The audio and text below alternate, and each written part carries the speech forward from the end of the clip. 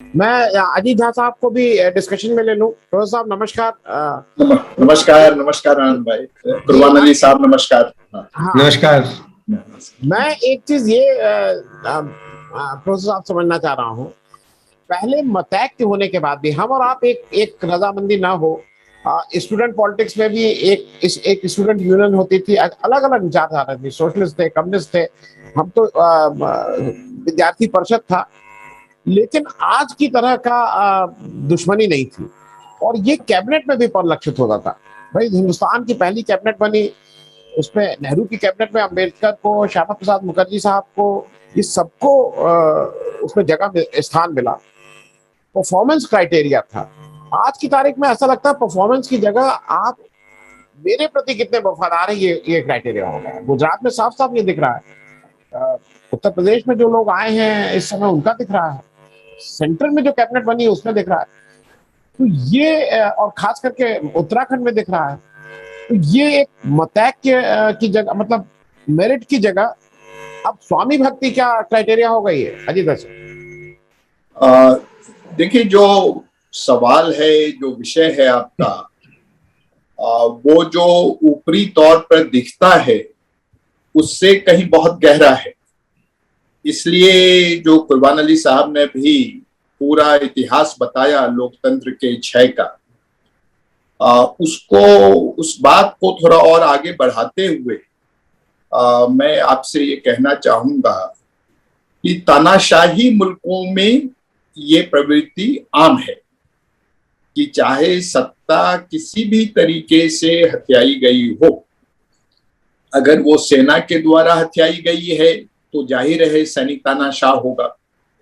लेकिन अगर लोकतांत्रिक आंदोलन से, लिबरेशन मूवमेंट से भी अगर सत्ता हथियाई गई है और लोकतंत्र कायम नहीं किया गया है तो बहुत जल्दी सत्ता एक आदमी के हाथ में केंद्रित हो जाती है, एक तानाशाह के हाथ में केंद्रित हो जाती है। उसमें कई बहुत बड़े लोग थे अफ्रीका में या यहां तक रूस और चीन में भी, जो सत्ता में आए वो आंदोलन के महानायक थे। पर अगर लोकतंत्र ना हो तो वो लोग भी एक ऐसे तानाशाह में तब्दील हो गए कि जो उनकी मर्जी थी, जो उनकी समझ थी, सही थी तो भी और गलत थी तो भी, वही सारे देश पर चलेगी, वही सारे समाज पर चलेगी। क्योंकि एक ढंग से लिबरेशन के बावजूद, क्रांति के बावजूद, जो साम्राज्यवाद का तरीका था सत्ता चलाने का, जिसमें सारा का सारा सैनिक तंत्र, पुलिस तंत्र सत्ताधीश के अधीन है और उसकी कोई अकाउंटेबिलिटी नहीं है, उस व्यवस्था में फिर तब्दीली नहीं आती। हिंदुस्तान के लोकतंत्र पे जो इस वक्त ज्यादा गहरा खतरा है वो ये है कि हमारे यहाँ चुनाव तो होता है और अभी भी मैं ये मानता हूं कि चुनाव में जिसको ज्यादा मत मिलते हैं वही राज्य में मुख्यमंत्री या राज्य की सत्ताधारी पार्टी बनती है और केंद्र की भी सत्ताधारी पार्टी बनती है। पर लोकतंत्र यहीं पे खत्म नहीं हो जाता। लोकतंत्र की बुनियाद एडल्ट फ्रेंचाइज से नहीं पड़ी थी। एडल्ट फ्रेंचाइज तो लोकतंत्र की प्रक्रिया में बहुत बाद में आया। लोकतंत्र की बुनियाद पड़ी थी लोगों के हक और हकूकों को तय करने से। कुछ ऐसे इंसानी हक, ऐसे मानवीय हक जिसको कोई सरकार चुनौती नहीं दे सकती, कोई सरकार छीन नहीं सकती, ये लोकतंत्र की सबसे बड़ी बुनियाद है। और जब इस किस्म से सत्ता एक व्यक्ति के हाथ में केंद्रित हो जाए, अपनी पार्टी का भी कोई नियंत्रण किसी व्यक्ति पे न रह जाए, साथ काम करने वाले नेताओं का, जिन्होंने उनको नेता बनाया, उनका भी कोई नियंत्रण न रह जाए, और सेना और पुलिस और इनकम टैक्स और ईडी सब एक आदमी के अधीन काम करे, तो ऐसे देश में लोकतंत्र का बचना बहुत मुश्किल हो जाता है। और हम उसी कठिन दौर से इस वक्त गुजर रहे हैं। अभी तत्काल चुनाव पे खतरा नहीं है, हालांकि बंगाल के चुनाव में उस तरफ भी हम कदम बढ़ा चुके हैं। कि कैसे चुनाव को भी पंगु किया जाए, पर अभी तक वो संभव नहीं हो पाया है।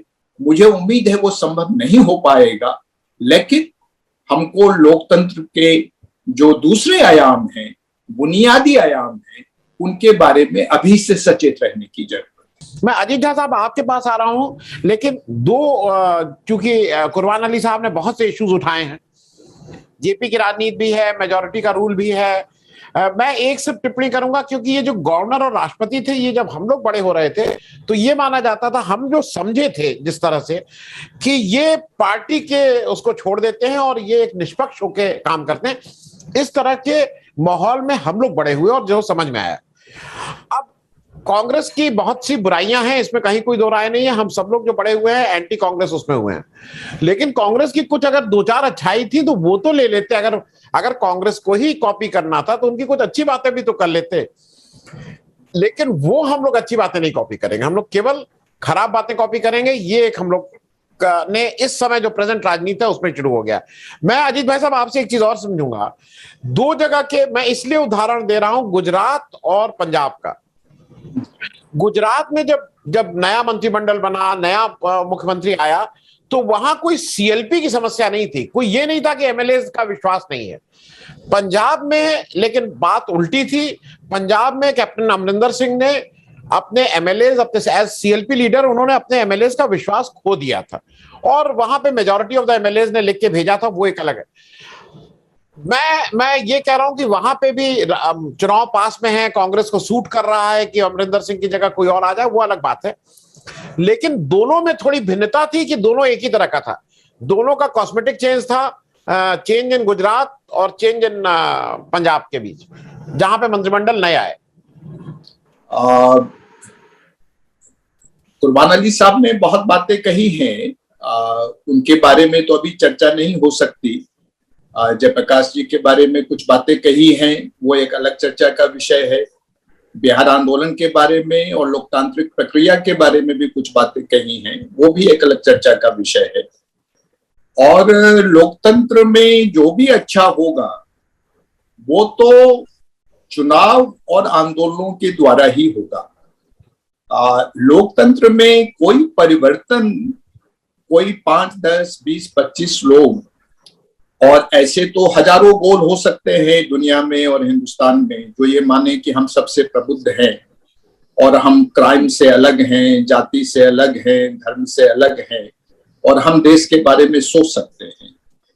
ये तो सबको हक है, पर हर विचार को लोकतांत्रिक प्रक्रिया से ही गुजरना होगा, उसके अलावा कोई दूसरा रास्ता नहीं है। वो कठिन रास्ता है, पर एकमात्र रास्ता है। इसके अलावा अभी मैं कोई और टिप्पणी कुरबान अली साहब की बात पे नहीं करूंगा। जो आपने सवाल पूछा गुजरात और पंजाब का, उसमें बहुत फर्क है, बुनियादी फर्क है। आप देख सकते हैं कि गुजरात में सत्ता परिवर्तन, मुख्यमंत्री के परिवर्तन से पहले खबरें आने लगी थी, मगर कोई चर्चा, आम चर्चा हो, कोई बीजेपी के लीडर्स बयान दे रहे हो, मुख्यमंत्री, उप मुख्यमंत्री, मंत्री, ऐसा कुछ नहीं। तो वो जो एक किस्म की एक नेता ने बीजेपी के ऊपर पूरी तरह से, कई बार हमको लगता है आरएसएस के ऊपर उनका वर्चस्व नहीं है, पर आरएसएस के ऊपर भी उनका पूरा वर्चस्व है। जब तक वो प्रधानमंत्री रहेंगे तब तक उनका वर्चस्व रहेगा।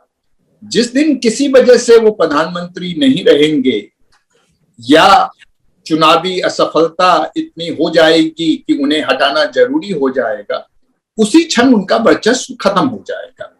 लेकिन जब तक उनका वर्चस्व है तब तक केवल उनको तय करना है कि किसको निकालना है और किसको रखना है। और गुजरात में वही हुआ।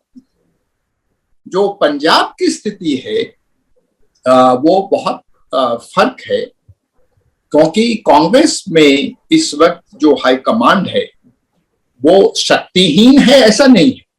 देखिए, पंजाब में भी जो परिवर्तन हुआ, अगर हाईकमांड नहीं चाहता तो विधायक दल का विश्वास भी अमरिंदर सिंह में बना रहता। इतनी तो कांग्रेस हाईकमांड की ताकत आज भी है, जहां उनकी सरकारें हैं वहां इतनी ताकत है। पर इतनी ताकत नहीं है कि वो कमरे में बैठ करके फैसला कर लें। इतना अनुशासन रखने की क्षमता भी उनमें नहीं है। तो उनको ज्यादा मशवरे की जरूरत होती है, ज्यादा कंसल्टेशन की जरूरत होती है, और इसलिए अंत तक ये स्पष्टता नहीं थी कि हटा तो रहे हैं, हटा के किसको बनाए। इसलिए कई लोगों को बधाइयां मिल चुकी थी मुख्यमंत्री बनने की, और अंतिम समय तक वो प्रक्रिया चलती रही। तो वो खुलापन लेकिन परिस्थिति जन्य है।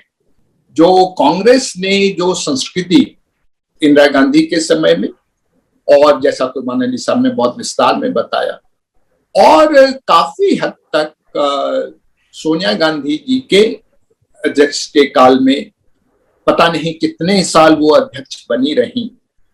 और नेहरू जी के बारे में हम वंशवाद की बात करते हैं, इंदिरा जी के बारे में वंशवाद की बात करते हैं, पर कई मायनों में जिसको वंशवाद जब हम सोचते हैं तो वंशवाद की जो पराकाष्ठा सोनिया जी के अध्यक्ष काल में आई है, वो उसकी तुलना तो इंदिरा गांधी से और नेहरू से बिल्कुल भी हो नहीं सकती। अब एक परिवार एक हाई कमांड है, एक व्यक्ति हाई कमांड नहीं है, एक परिवार के 3 सदस्य हाई कमांड हैं इस वक्त। अब उनकी जितनी क्षमता है उस हिसाब से वो उसको लागू कर पाते हैं, लेकिन फिर भी कांग्रेस की अंदरूनी स्थिति चूंकि बहुत फर्क है, और पंजाब एक विशिष्ट किस्म का राज्य है, इसकी तुलना अन्य राज्यों से आसानी से नहीं की जा सकती। तो कुछ लोगों के यहाँ प्रश्न है, मैं एक तो ओम प्रकाश जी आपको बता दूं, बीएसएफ का 50 किलोमीटर वाला जो मामला है वो 3 से 4 के समय उस पर अलग से डिस्कशन है, वो आप देख लीजिएगा। रामस्वरूप यादव जी कह रहे हैं कि भाई घर का मुखिया जब है, वो कह रहे हैं सर लोकतांत्रिक सोच क्या हमारे बीच है, परिवार के सदस्यों के बीच में भी मुखिया क्या सभी सदस्यों से सलाह मशवरा करके उसके बारे में निर्णय लेता है? अधिकतर नहीं, बचपन से। ये बात इंडिविजुअल बात है, मैं इस चर्चा को आगे नहीं बढ़ाऊंगा। मेरे घर में मेरे पिता घर के मुखिया थे, लेकिन निर्णय शायद मेरी मां लेती थी सारे। हम क्या पढ़ना है, किसकी शादी कहाँ होगी, जो मेरे जीवन के इंपॉर्टेंट निर्णय है वो मेरी मां ने लिए। मैं अजीत झा साहब एक इस बेसिक चीज पे फिर वापस आके, क्योंकि अब समय बहुत कम बचा है, एक कॉमन शिकायत ये जहां जहां पे ये मंत्रिमंडल बदला है ना, जहां जहां पे चीफ मिनिस्टर बदले हैं, वहां पे एक कॉमन शिकायत सत्ता पक्ष के विधायकों की भी है कि भाई ये सब तो आईएएस चला रहे हैं, ये हम लोगों की कुछ चलती नहीं है, चाहे गुजरात हो, चाहे पंजाब हो, चाहे यूपी हो। और मैं एक बेसिक चीज आपसे पूछ रहा हूं, क्या फर्क पड़ेगा अगर मंत्रिपरिषद भी बदल जाए? क्योंकि अगर वो आईएएस की एक लॉबी उसको चला रही है, जब हमारे प्रधानमंत्री जी ये समझते हैं कि एक आईएएस से इस्तीफा दिलवा के उत्तर प्रदेश के नौकरशाह को कि वो लगाम कस लेंगे, तो क्या फर्क पड़ता है, ये कोई मंत्री बने? मैं अजीत झा साहब आपसे, देखिए ये समझ भी जो है वो एक रणनीति का हिस्सा है। जब आप इस समझ को फैलाते हैं कि आईएएस चला रहे हैं, तो उसमें समाज में 2 राय हो जाती है, और आम लोगों के मन में ये बात आ सकती है कि नेता लोग चोर होते हैं, नेता लोग उनके बीच में होते हैं तो वो फैमिलियर होते हैं नेता लोगों के बारे में, ऑफिसर्स के बारे में, टेक्नोक्रेट्स के बारे में वो फैमिलियर नहीं होते हैं। वो कितने बड़े चोर होते हैं इसका उन्हें अंदाजा नहीं होता है, क्योंकि वो डीएम 3 साल वहां रहता है, उसके बाद पूरी जिंदगी उनकी कभी किसी से मुलाकात नहीं होती है। तो ये ना आईएएस चला रहे हैं, ना एमएलए चला रहे हैं, ना मिनिस्टर चला रहे हैं, एक आदमी चला रहा है। और एक आदमी को अपना शासन चलाने के लिए चुने हुए प्रतिनिधि की तुलना में आईएएस या रिटायर्ड आईएएस ये उसको सूट करता है, क्योंकि उसकी कोई जड़ें नहीं होती, उसके ऊपर लोगों का कोई दबाव नहीं होता। जिस ढंग से भारे के सैनिक होते हैं, उस ढंग से ये भारे के अधिकारी होते हैं नेता के। ये नेता के हाथ पांव हैं, नेता की सत्ता का विस्तार है। आईएएस चला रहे हैं, पढ़े लिखे लोग चला रहे हैं, साइंटिस्ट चला रहे हैं, ये भ्रम हमें नहीं पालना चाहिए। वो तानाशाह इस प्रचार को करते हैं, जानबूझ के करते हैं, जिससे लोगों में भ्रम बना।